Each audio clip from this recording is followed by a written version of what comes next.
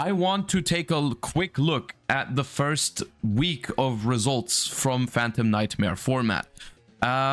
It's going to be relatively brief because we have to do the podcast in about half an hour.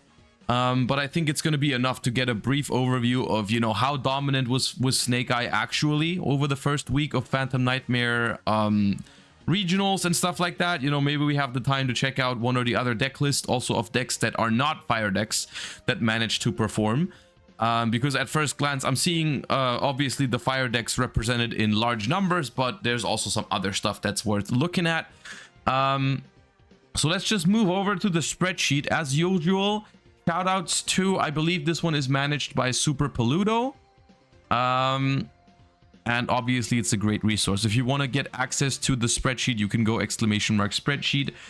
If there's anything that we don't manage to do today because due to the lack of time, we're gonna do it we can do some catch up with it tomorrow as well. And then once the podcast is done for the rest of the stream, which is probably going to be another like 1 or 2 hours, we're just gonna jam some fire deck on Master Duel as well later. So there's a little bit of everything today, a little bit for everybody. We're doing some TCG talk, we're doing some podcasting, we're doing some Master Duel later. So just a little bit of everything I felt like was a good idea for today. And then tomorrow we're going to do some TCG deck building and TCG format discussion as well. That being said, first week of fire format, let's just call it that. Let's just call it that for now. First week of fire format, we have the week 6 top breakdown here over on the right side. And it's a lot of fire. I'll say that. I'll say that much. Keeping in mind as well that the fire deck just came out, like on Thursday last week, before these tournaments happened. The fire stuff was released, right? So there's even a chance that some people weren't able to play the fire decks because they haven't picked up the cards yet, right? So I think it's pretty impressive. We're looking at 33% Fire Kings, and this is just the top cut, right? This is not even the overall representation in the tournaments. This is the people that managed to get to the top spots, right?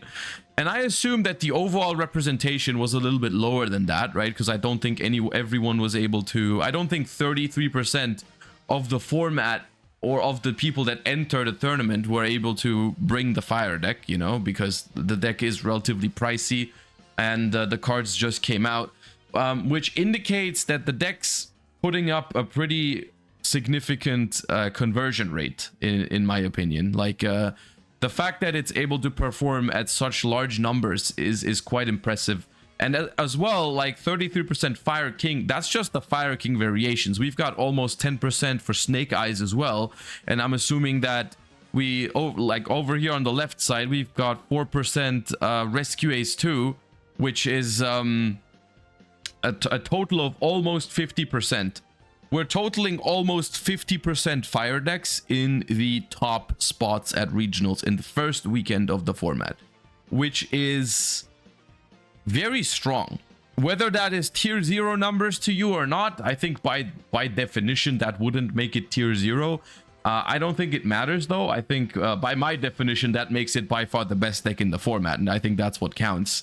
We're going to take a look at an example list in a second. I don't want to turn this into a, you know, looking at 10 different fire decks kind of segment, you know, because that's a segment for another day. Like if we ever do an in-depth building a Fire King Snake Eye deck stream, then I might look at different variations of the deck and all that kind of stuff, discuss different tech options. For now, I think having a look at like one example list that won a regional is going to be sufficient. But yeah, unsurprisingly, Fire King Snake Eye is the most dominant deck. This was to be expected.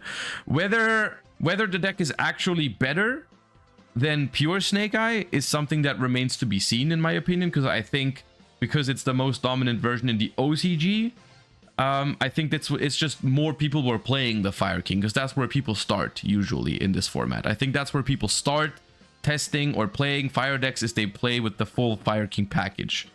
So I think Fire King getting a higher top cut representation makes sense. Doesn't necessarily mean it's better than pure Snake Eye, because I think it was also played in much larger numbers. Moving that to the side real quick, because obviously the fire decks were expected. The decks that were actually like able to perform in decent numbers, like I'm looking at this and I'm like, okay, you can definitely say like, okay, decks like Vanquish Soul, decks like Dragon Link, decks like Pearly, decks like Tearlament, they definitely fell off towards this format. And you have some others in here as well, like, you know, you look at Centurion, Chimera, Stun, or like whatever, like all these like over here, they've all fallen off quite significantly. I will say for something like Cash Tira or Branded, this is not that much of a fall off from last format to this format, because you wouldn't expect larger numbers from Cash Tira previously to Phantom Nightmare drop beforehand. Like you look at this one is the total tops in the last 6 weeks, which you see that Cash Tira overall averages an 8% top cut representation over the last 6 weeks. And it's stayed exactly the same this week, essentially, right? So, in that sense, for some rogue decks, for some non-fire decks, it hasn't really changed that much yet in terms of its representation. Because, like, the Cash Tira deck kind of functions the same as before, you know? Like, you're still a shifter deck. You're still, you know, doing the same thing as you were doing before. So it's just a matter of some rogue decks can deal with the fire decks better than others. And another one worth mentioning when we talk about that is Branded, which had a 6.3% top cut representation. This is among like, I think this is collecting over, yeah, this has like 100, almost 180 regional top cut decks. So it's actually a pretty significant number of, like, the data is pretty solid in this one. 6.3% Branded, which is even slightly above its average representation in 6 weeks. Branded is another deck that, while I personally don't think it's that great this format, it is one of the decks that actually, if your Branded Fusion resolves, it has the grind game to keep up with the fire decks at some point. Like I'm looking at this chart and I'm like, almost all of these decks, if they want to beat Fire King, they have to stop Fire King in their tracks, right? With hand traps and stuff like that, or Shifter. The only deck that can somewhat go toe-to-toe with Fire King, in my opinion, would be Branded. If the Branded Fusion resolves, right? Like it's I'm not saying it has an overall good matchup against the fire decks, but it's reasonable for Branded, I think. So I think that is one takeaway, that you don't necessarily have to play a fire deck to compete. There is other decks that still are competing. The options just got a lot narrower, I think. Like, it's not like the previous formats where you had a large pie chart of decks to choose from with similar representation in top cuts. Like, it was like, you know, 10% this, 10% that, 8% this, 8% that. It's not like that anymore, simply because Fire King takes up a much larger piece of the pie. But for some decks, it still works like this, you know? Like, you don't have, if you're not playing a fire deck and you want to have something that can compete, you're not looking at like 10 different options anymore. It's more like 2 or 3 at this point. We're more looking like a, I think it's going to look more like a 4 to 5 deck format, where fire decks are going to take a large portion of the format, and then you have some other valid rogue options. And Cash Tira and Branded being the two that have been performing the best in the first week for sure. And then, I mean, honorary mention definitely goes to Voiceless Voice, which has been performing. I mean, it's behind Fire King and at the same level of Cash Tira. It's basically the second best performing deck next to the fire decks, which is solid. The deck is solid. I think it's been doing great in the first week for what it's worth. Whether this is due to it being kind of like, I have a hard time calling it a budget deck, but when you're comparing it to Snake Eye, almost everything feels like a budget deck. It's like, it's kind of like the one where I feel like a lot of people are pivoting towards it for a couple of reasons, maybe a couple of reasons combined.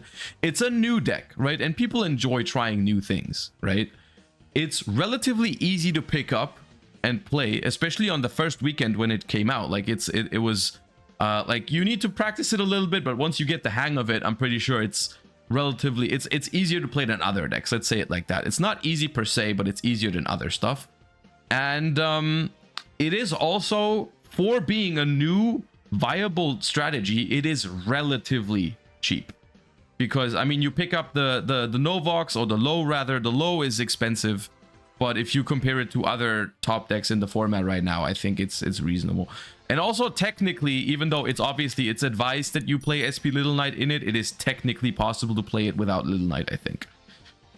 So that it's got that going for it as well. So it's definitely solid. It's definitely solid for the first week.